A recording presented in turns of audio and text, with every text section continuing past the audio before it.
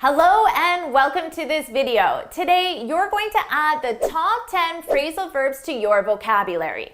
Of course, I'm Jennifer from jforcedenglish.com, and this channel is dedicated to helping you feel confident speaking English in public so you can take your career and your life to the next level. Now, before we go any further, make sure you subscribe and hit that bell icon so you're notified every time I post a new lesson. Now, let's dive in with this lesson. Are you ready to add the top 10 phrasal verbs to your vocabulary? Well, let's get started with number 1, to bear with someone. This is a very common phrasal verb. It has a simple meaning. It means to be patient with someone. So we use this a lot with customer service representatives or anytime someone is providing you with a service. Now, it's very common when that person is providing you with that service to say, please bear with me. Please bear with me. Please be patient.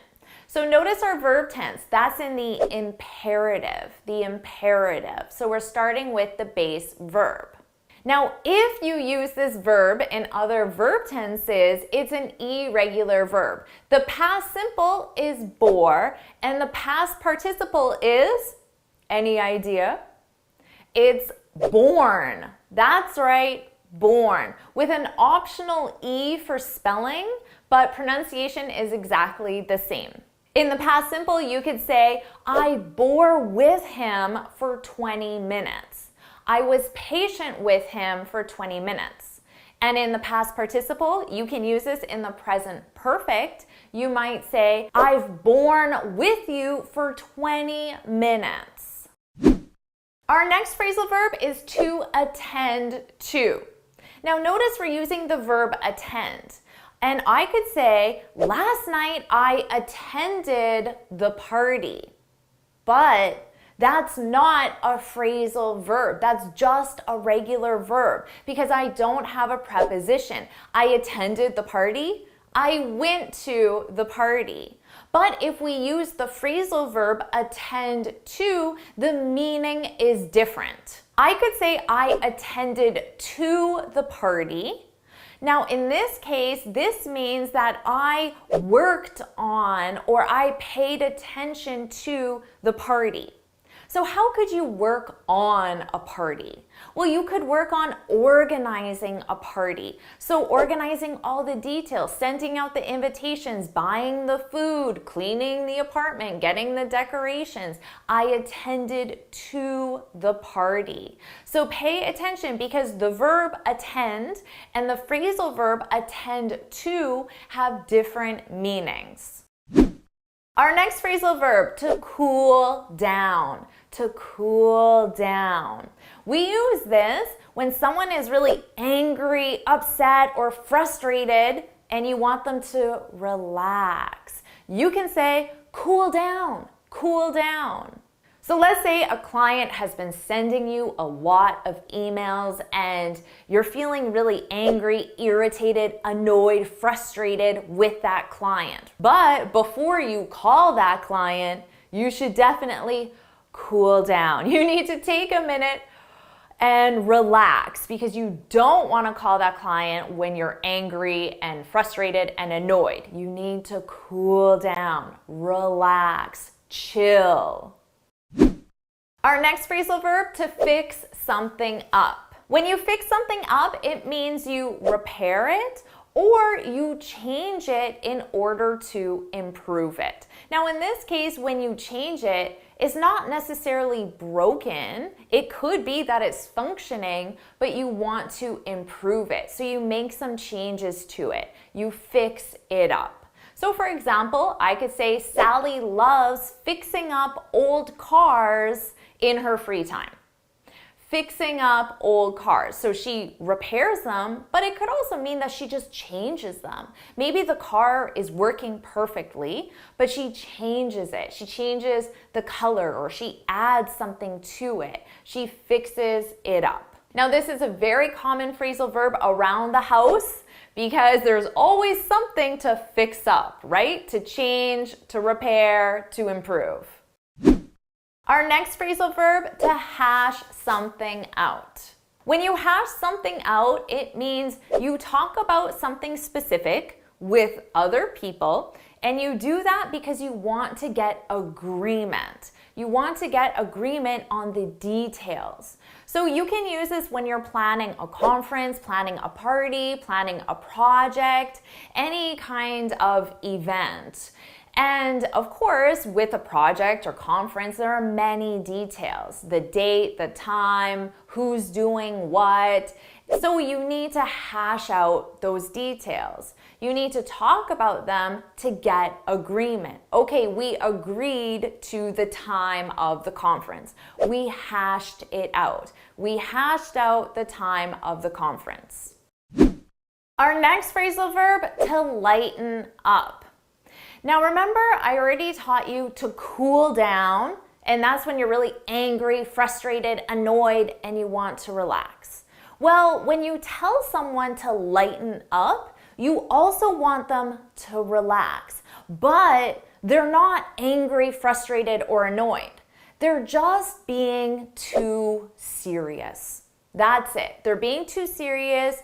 They don't have a sense of humor. So maybe you were joking around with a coworker and they took it too seriously, and you just wanted to have some fun and joke around, but they're too serious. So you might say, lighten up, laugh a little, smile a little. You're too serious. So someone who's always like this, they're not smiling, they're not laughing, they're just always very serious. You might want to tell that person to lighten up, smile, relax, laugh. But just remember, it isn't the same as cool down, because cool down, you're angry and annoyed. Lighten up, you're too serious. That's the difference between the two. Our next phrasal verb, to pay off. Now, when something pays off, it means that you see the benefit of the something. So let's say you spent the last month at home studying for a big exam, and you took the exam and you passed. You got a really high mark. You can say, all my studying paid off. So remember, something pays off. All my studying paid off. I now see the benefit of all the studying I did.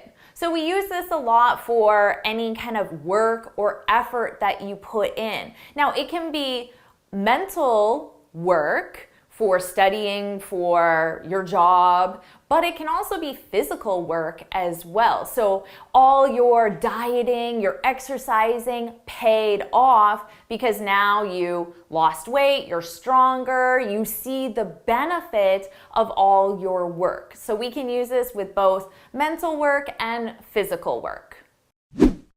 Our next phrasal verb, to rule out. We use this when something prevents something else from happening. So a classic example, we have COVID and we have traveling.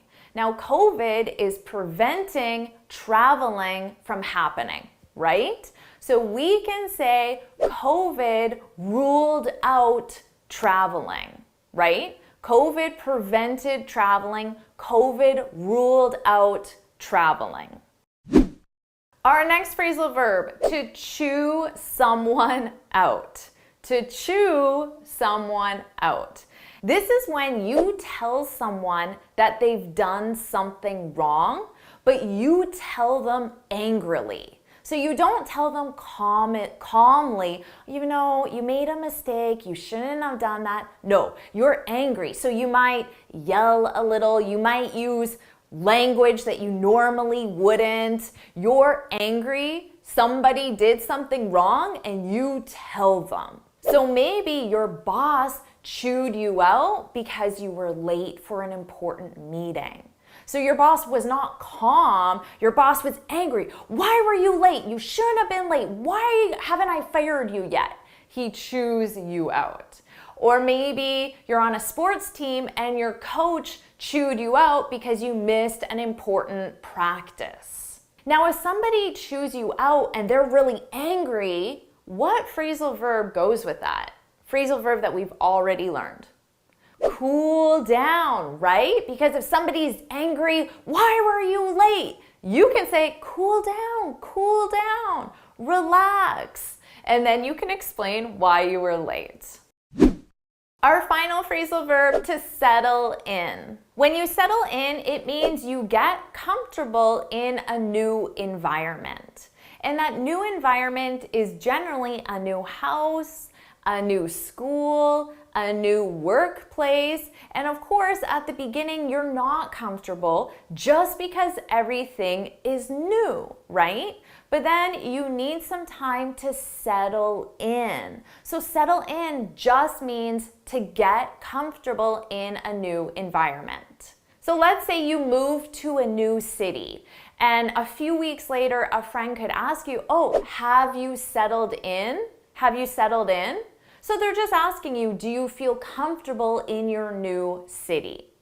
And then you might reply back and say, yeah, I've settled in, or no, I haven't settled in yet.